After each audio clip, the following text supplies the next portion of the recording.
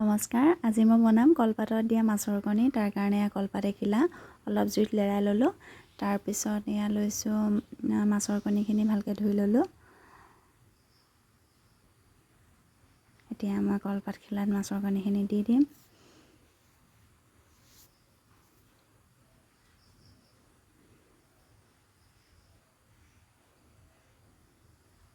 তাৰপিছতে এয়া দি দিছোঁ মিহি মিহিকৈ কাটি লোৱা পিঁয়াজ। এয়া দিছোঁ কেইটামান জলকীয়া। একেবাৰে সহজ বনাবলৈ। তাৰপিছতে এয়া কেইফুটামান নহৰু দিছোঁ। আপোনালোকে নহৰুখিনি খুন্দিও দিব পাৰে।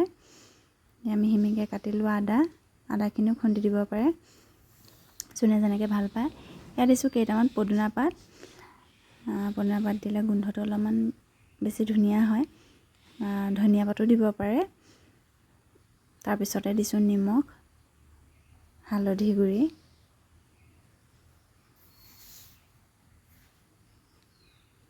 অকণমান কেঁচা মিঠাতেল।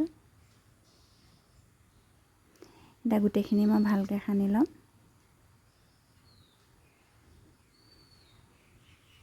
যাতে কণীখিনিৰ ভিতৰত নিমখখিনি ভালকৈ সোমাই পৰে। এয়া সনা হৈ গ'ল। এতিয়া ইয়াত মই দিম অলপমান নেমু ৰস।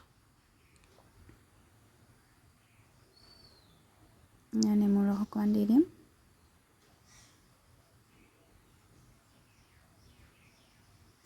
এতিয়া এটা টোপোলা কৰি বান্ধি ল'লোঁ। তাৰপিছতে মই যিহেতু জুই নাই, গেছতে হেৰি কৰিম। তাৰ কাৰণে টাৱাখন গৰম হ'ব দিলোঁ আৰু কণীৰ টোপোলাটো দি কেইমিনিটমানৰ কাৰণে ঢাকি থ'ম। আনফালে এতিয়া এফালে হোৱাৰ পিছত আনফালেও লুটিয়াই দিম।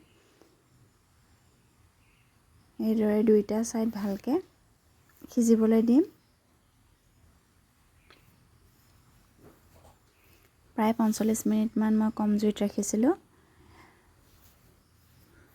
এয়া চাওক হৈ গৈছে। মই উলিয়াই আনিলোঁ। খুলি দেখুৱাম আপোনালোকক। ইমান ধুনীয়া গোন্ধ আহিছে। আপোনালোকে এইদৰে কলপাতত দিয়া মাছৰ কণী বনাই খাব।